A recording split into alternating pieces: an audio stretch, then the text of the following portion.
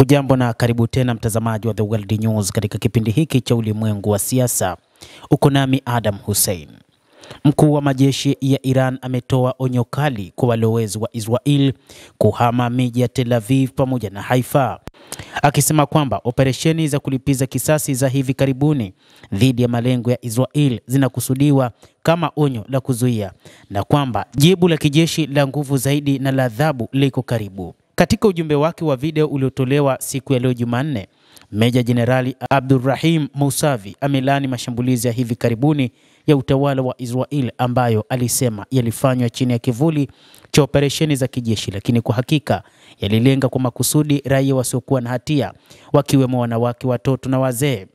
Aidha, alilaani Israel kwa kuendelea kupuuza kikatili sheria za kimataifa kwa kulenga shirika la utangazaji la Jamhuri ya Kiislamu ya Iran IRIB na wanataaluma wa vyombo vya habari wa Iran, kitendo alichokihusisha na mauaji ya karibu waandishi 300 huko Gaza na Lebanon.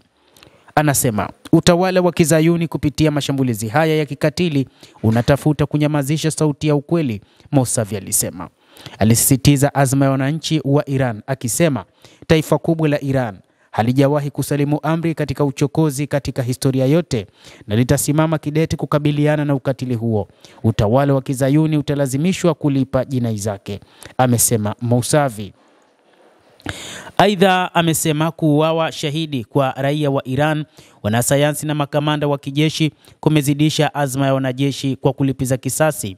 Alibainisha kuwa majibu ya Iran hadi sasa, ikiwa ni pamoja na mashambulizi ambayo yamefanywa na jeshi la wanaanga la IRGC na vitengo vya ulinzi wa anga vya nchi, tayari yamesababisha uharibifu mkubwa kwa shabaha nyeti na muhimu. Operesheni hizi, alisisitiza, zimekusudiwa kama maonyo na sehemu ya mkakati mpana wa kuzuia, lakini aliongeza jibu la nguvu zaidi la kijeshi liko karibu, huku akiwataka raia hao wa Israel ambao ni walowezi katika maeneo ya Haifa pamoja na Tel Aviv miongoni mwa maeneo ya Palestina waondoke haraka.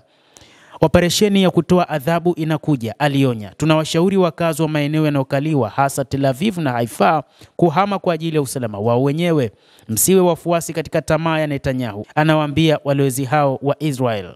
Mousavi alihitimisha ujumbe wake kwa wito kwa jumuiya ya kimataifa ya watu huru duniani, akiwahakikishia kwamba Iran ikiongozwa na wanajeshi wake italipiza kisasi kamili kwa ajili ya damu ya mashahidi wake.